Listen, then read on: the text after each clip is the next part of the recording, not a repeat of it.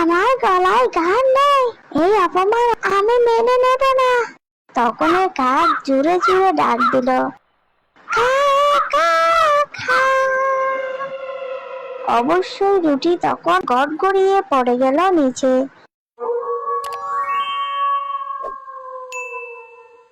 একদিন বনে শিয়াল হাঁটছিল, হঠাৎ দেখে গাছের ডালে কাক এক টুকরো রুটি মুখে নিয়ে বসে আছে।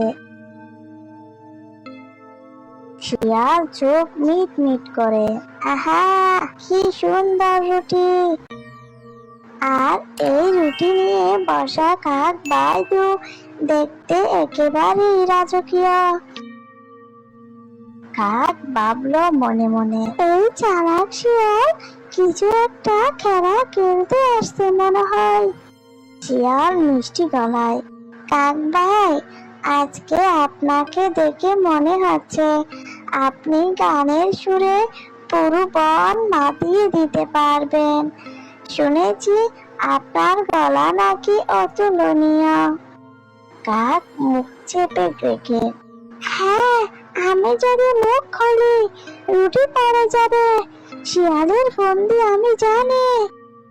শিয়াল হতাশের বান করে, আহারে, মনে হয় গুজব শুনেছি, আসলে আপনার গলায় গান নেই। থাক, ভুল হয়ে গেল। কাক মনে মনে ভাবলো, কি, আমার গলায় গান নেই, এই অপমান আমি মেনে নেব না। তখন ওই কাক জোরে জোরে ডাক দিল, খা খা খা। অবশ্যই রুটি তখন গড়গড়িয়ে পড়ে গেল নিচে।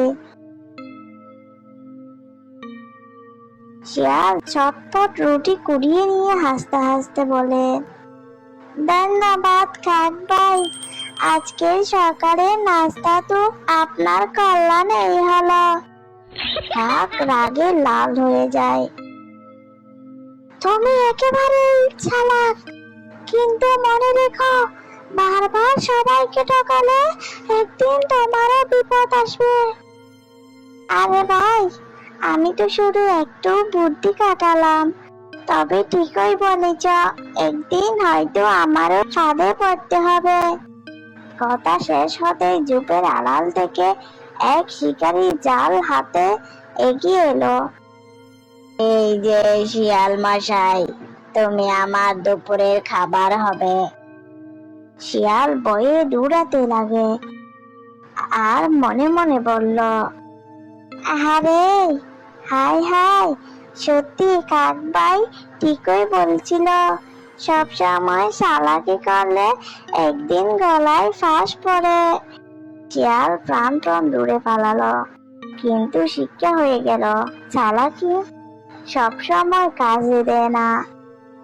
এই গল্প থেকে আমরা শিখি, বুদ্ধি কাজে লাগানো ভালো, কিন্তু অন্যকে ঠকিয়ে বারবার লাভ করা যায় না।